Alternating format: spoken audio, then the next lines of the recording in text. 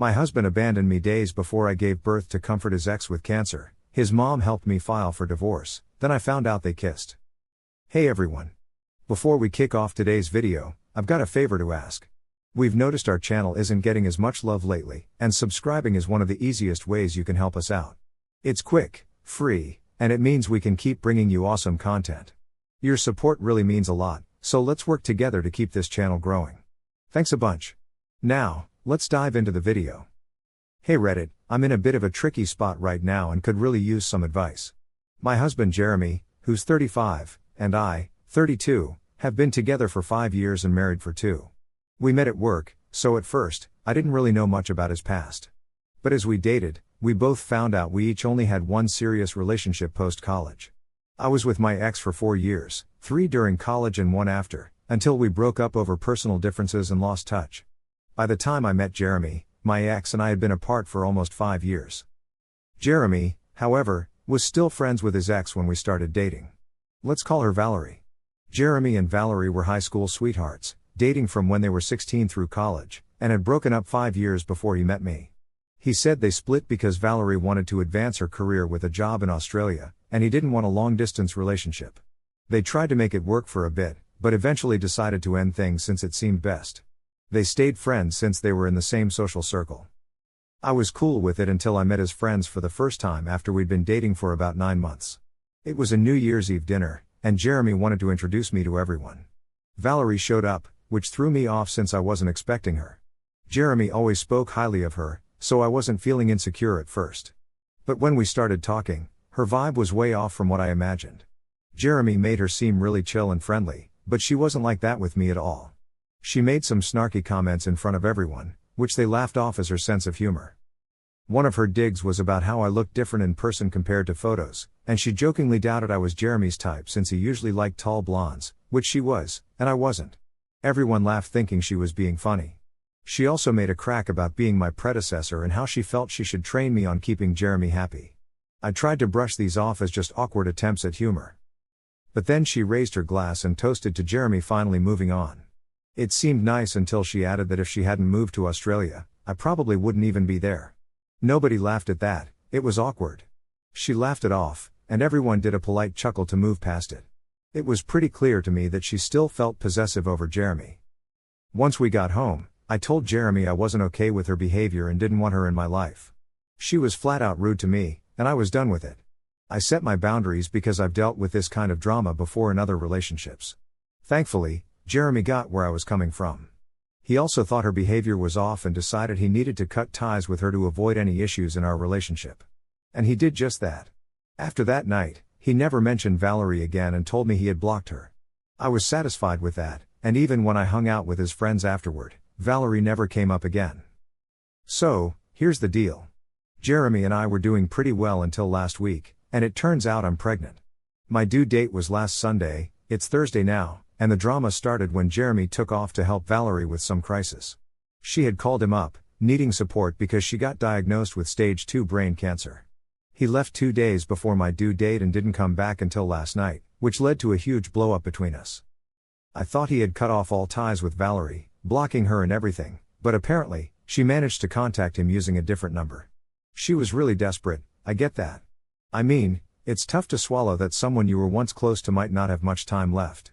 But seriously, she had just gotten the diagnosis and wasn't going to pass away immediately. Jeremy could have at least waited until after our baby was born. But nope, he just had to rush off. I tried to stop him, telling him it was crazy to leave me alone when I was so pregnant, but he insisted he'd be back before the baby arrived. He claimed due dates are never set in stone and that I might have another week or so. Then, without even finishing our argument, he was out the door and on his way to the airport. With my family back in Iowa and relying entirely on him, I was a mess. After he left, I couldn't reach him as his phone was turned off. In desperation, I called my mother-in-law, who has always been super supportive.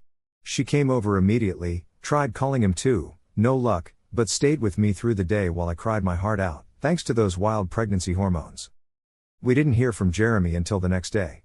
Even then, he only texted saying he'd hopefully make it back before the baby was born. He said sorry for ditching me and agreed to accept any punishment I thought fair when he returned. He explained that Valerie had no family in Australia, and her parents couldn't come because her dad was really sick too, so she really needed him. That didn't make things better. How could he think that was more urgent than being with me? I mean, what was he going to do for Valerie, heal her with a magic wand? Obviously, not.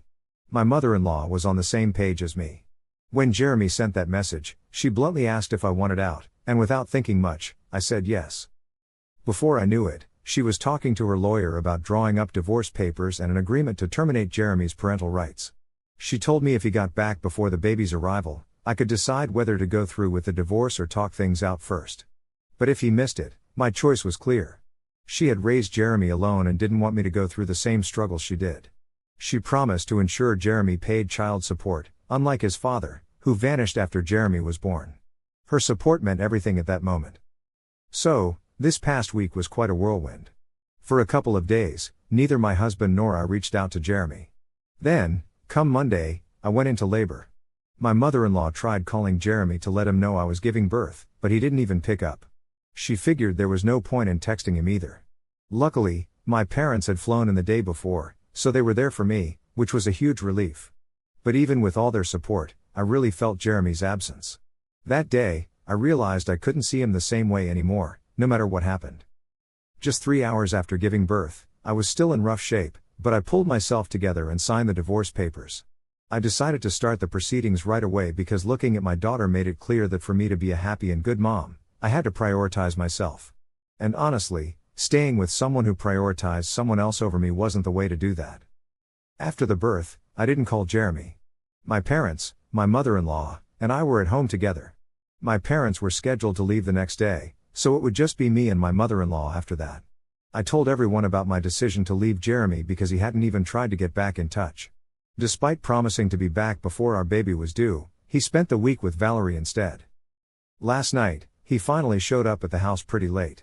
I answered the door, and he hugged me right away. But I just pushed him away and told him I wasn't interested. When he heard the commotion, my mother-in-law came in with the divorce papers and literally tossed them at him, telling him to get out right then and there. She said she didn't care where he went, but I needed peace and quiet to recover from giving birth, especially since he wasn't around for it. She also mentioned I had already taken steps to end things legally and needed him to terminate his parental rights. Jeremy was floored and couldn't speak for a while. Wanting to avoid any more drama, I left the room to gather myself, but then I heard him start arguing with his mom. I stayed out of it with my daughter. After a few minutes, Jeremy began calling my name, demanding to see his daughter because he thought I owed him that.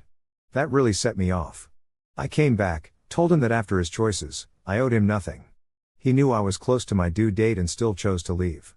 I made it clear that I didn't want to deal with him right then because our daughter was asleep, so I asked him to leave and said we'd talk in the morning. Eventually, he left, but I noticed he had tears in his eyes. He tried talking to me one more time, but I stepped back and insisted he leave. We were all exhausted, so sleep was the next priority. But, come the next morning, he showed up again. That's when I told him it was truly over for me. It ended the moment he decided to be with Valerie. Nothing he said could change my mind. My mother-in-law was there, but I had told her I wanted to talk to him alone to set things straight once and for all. Then, he started crying and pleading with me, but there was no turning back.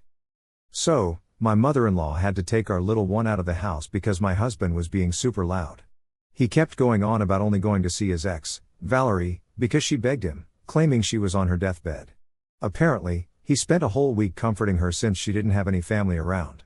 He swears it was just a friendly thing, but I wasn't there, so who really knows?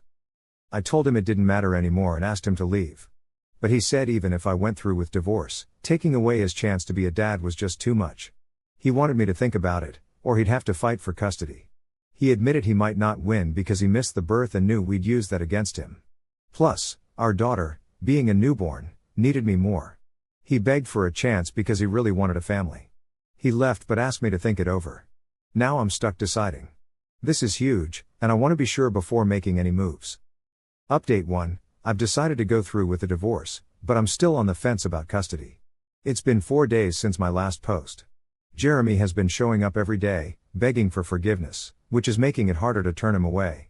But I know I have too. Thankfully, my mother-in-law has been amazing, sticking with me and helping with the baby. My parents had to leave 2 days after the birth, and she's moved in long-term to offer support.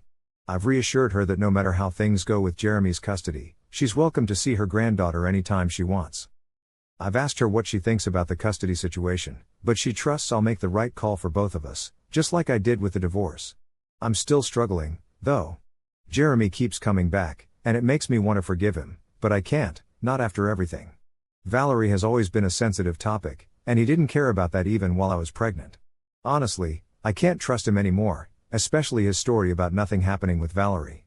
His apologies are on repeat, always saying it was all just platonic, and he was helping a friend. But I keep telling him it doesn't matter because my mind's made up, I'm leaving him. It's sad, but that's life. Update 2. A few days ago, I mentioned I was set on divorce but unsure about full custody for our daughter. I think I finally know what to do. Jeremy had been showing up every day for nearly 5 days, trying to convince me to take him back, but then he just stopped. When he stopped coming around, I thought it was weird but felt a bit relieved, figuring I wouldn't have to deal with him anymore and could finally clear my head. But nope, not happening. Soon after, I started getting messages from people saying what I was doing was totally wrong and not what they expected from me. Then, his friends started texting me nonstop. It wasn't just his usual crew, literally everyone from his past, school, college, you name it, got involved. I swear it's like he wrote a script or something, like a petition, and got them all to send it to me, expecting some miracle change. At first, I blocked them left and right, but they started creating fake accounts to keep sending me the same thing. It's exhausting. I'm dealing with all this emotional mess while still recovering from childbirth and trying to be a good mom to my newborn. I really don't need this drama right now. If he cared about me at all, he wouldn't put me through this stress when I'm already stretched thin. It's obvious he only cares about himself, and this whole mess has made me decide to go for full custody of our daughter. I've talked to my lawyer, and we're moving forward. The messages are nasty, and it's clear he's behind them. If this is how he really sees me, there's no reason for us to be together. The worst part? These messages accuse me of using our child to punish him, which is just ridiculous. Does he even understand how relationships or parenting works? That accusation really hurt. When I showed my mother-in-law, she was furious too and wanted to confront him, but I told her not to bother. He'd just deny everything. Even though it's obvious he rallied his friends to gang up on me, their opinions don't matter to me at all, they're not my friends. He probably thinks if enough people nag me, I'll cave in, but he clearly doesn't know me. I didn't change my mind when he was begging me for forgiveness, so I'm definitely not budging because of his friends. Being with me for so long, he should know I don't give in easily. It's becoming more obvious every day that leaving him is the right thing to do. Even if everyone he knows starts texting me, it won't change a thing. His actions just made me more confident in my decision, and as long as I have the support of the people I care about, I'm good. Alright, so here's the lowdown. I don't have to stress over any of this update business anymore.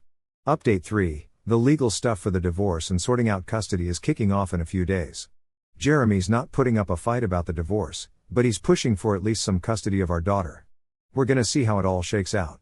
I'm open to the idea because, I'm not the villain here. But, I'd rather wait until our daughter is a bit older to start the custody sharing thing. That's the plan for negotiation, and honestly, I'm stoked I made this choice for myself. Now that it's all happening and becoming so real, I thought I'd be freaking out, but I've never been more confident about anything, ever.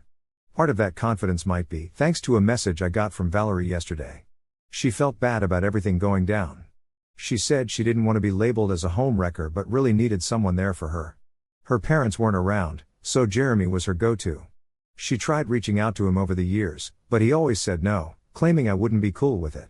She figured her oldest buddy would back her up, especially since she's been unwell, which is why she sought him out. She apologized for stirring up drama in my marriage and suggested I let Jeremy be his own person instead of being so controlling. So yeah, I was right about him not blocking her. They kept in contact. Maybe not quite how I imagined, but they talked. The kicker is, she told me they had a moment and kissed for a couple of minutes. After that, Jeremy pulled away, saying he couldn't do it, especially with me being his wife and all. She said the kiss didn't last more than a couple of minutes, trying to paint him as super loyal. It felt absurd, honestly. But yep, turns out I was on the money with my suspicions. So now, getting the divorce and custody sorted on my terms should be a breeze since I'm in the know. I chatted with my lawyer, and we've tweaked our petition to ask for a bit more. I feel like I deserve it after being messed around. Anyway, I'm feeling really good about all of it and confident things will pan out. I'll keep you all updated as things move along. Thanks a ton for sticking around.